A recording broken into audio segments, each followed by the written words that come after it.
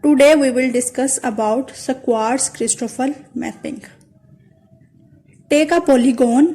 What is polygon? Polygon is a plane figure with at least 3 lines or 5 to 6 in Z-plane and unwrap it onto the real line in the sigma plane. We take a polygon in Z-plane which wrap onto the real line in the sigma plane.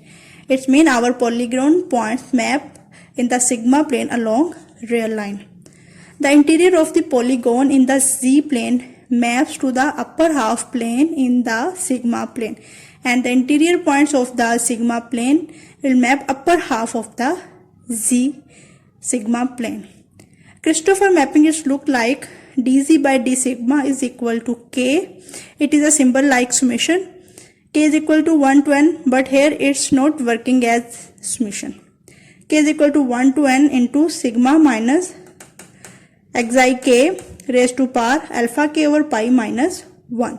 Here our k is a complex constant and our alphas are interior angles or in the z plane polygonal which is lie in the z plane, and sigma k is our real line points in the sigma plane. Xi k is the real line point in the sigma plane. We can choose it according to we are free to choose it. Okay, we draw two diagrams by using this statement. Along Z plane we draw a polygon whose points are zk, interior points are zk, zk plus 1, zk plus 2, zk minus 1 and zk minus 2. And the interior angles along zk is alpha k, along zk plus 1 is alpha k plus 1, along zk minus 1 is alpha k minus 1. And along sigma plane we draw real line.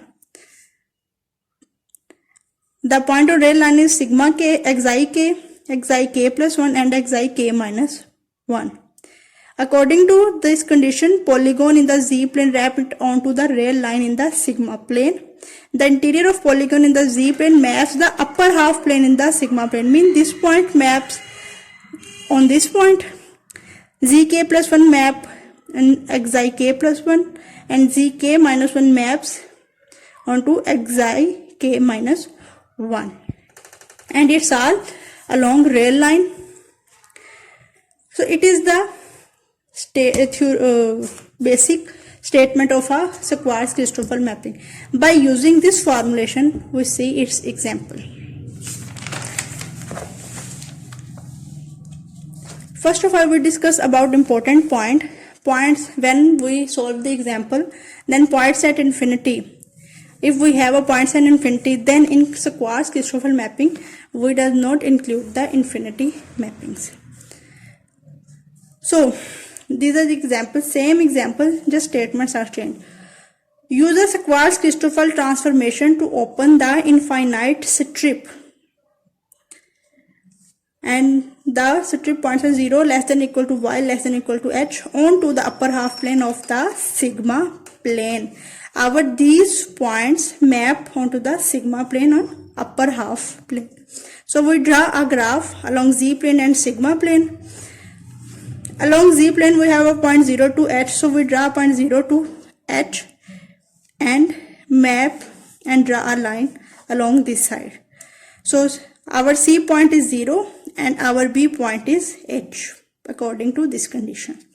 And now we will draw a sigma plane which is along the real line, and the xi points are along the real line. We are free to choose it, that's why its origin. So towards the right side of region we take plus 1 and left side we take it minus 1. Now by using these points in Schwarz-Christoffel mapping formulation, we can evaluate Schwarz-Christoffel. So from Schwarz-Christoffel mapping, we have a formulation dxz over dxi is equal to k.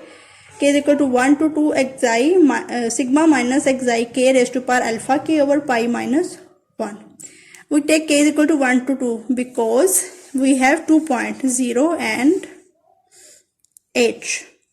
At this point and this point a approaches to infinity and x is also approaches to infinity. So we discuss in above, point and infinity do not contribute to the mapping. That's why we use these 2 points and k is equal to 1 to 2. So when k is equal to 1, then xi minus sigma k, we replace k by 1, sigma 1, alpha 1 over pi minus 1, and xi minus sigma 2, alpha 2 over pi minus 1. Here the point on C and B. Our angle is pi by 2, which is the interior of a polygon. And the point B prime is minus 1 and C prime is plus 1. These are a point of xi1 and xi2. So just put the points in this formulation. K into xi minus into minus 1 raised to power pi by 2 into pi minus 1. Xi minus 1, alpha 2 is equal to pi by 2 over pi minus 1. So pi cancel out by pi, 1 by 2 minus 1 is equal to minus 1 by 2. Similarly, xi minus minus plus 1 and pi cancel out with pi. So 1 by 2 minus 1 is equal to minus 1 by 2. We can write it as k into xi plus 1 into xi minus 1 whole raised to power minus 1 by 2. So by using this formulation, alpha plus b, a plus b and a minus b is equal to a square minus b square. So xi is a and 1 is b. Similarly, xi a and minus b. So we can write it as xi square minus 1 by 2. So to evaluate the value of z, we will separate it. dz is equal to k xi square minus 1 raised to power minus 1 by 2 into dxi. We can write it as k 1 over xi square minus 1. So by integrating this factor, we will evaluate the value of z. So after integration, we have z is equal to k. The integration of 1 over xi square minus 1 is equal to cos hyperbolic inverse x. So here x is xi, so we put cos hyperbolic inverse xi plus l. We can write the inverse hyperbolic by using the inverse hyperbolic formulation. Cos hyperbolic inverse xi is equal to log xi plus under root xi square minus 1. So just replace cos hyperbolic inverse xi into this. Now we need to find out the value of z and l.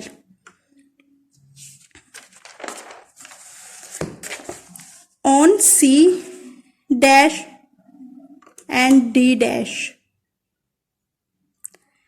xi greater than 1 and because and C dash and D dash, our C dash point is 1 and it is approaches to 1 to infinity. So we take xi greater than 1, and as xi approaches to 1 plus sigma is equal to 1 e raised to power iota 0 with z is equal to 0, because if our xi is greater than equal to 0, then here our z is equal to 0. So we have xi is equal to 1 e raised to power iota 0. Just put the value of the xi and z in this equation. Z is equal to k log into xi plus xi square minus 1 raised to power 1 by 2 plus l. So z is equal to 0, k log xi 1 plus 1 square minus 1 by 2 plus l. It will become 0. So log 1 is also 0 plus l. So l is equal to 0. Now map z is equal to iota h plus 2 sigma is equal to minus 1. Here our z is equal to iota h and its map to minus 1. B maps to B prime. So z is equal to iota h to xi is equal to minus 1. So we can write xi minus 1 as e raised to power iota pi. So just put the value z is equal to iota h is equal to k into log e raised to power iota pi plus xi square. If we put minus 1 square minus 1 square minus 1, it will become 0 plus l is also 0. So we have k log e raised to power iota pi. Log and exponential are inverse of each other, that why we will cancel out it. K is equal to I raised to power pi. I cancel out with I, so we have k is equal to h by pi. Now we just put the values of k and l in this formulation which we obtained after integrating. So z is equal to k cos hyperbolic inverse xi plus l. Z is equal to k is equal to h by pi cos hyperbolic inverse xi plus l is equal to 0. Just put the values of k and l. We have this. So h by pi is equal to cos hyperbolic inverse xi. Now we want to evaluate xi. So we just simplify it and we have xi is equal to cos hyperbolic z pi by h. This is the example and basic of Schwarz-Christoffel mapping.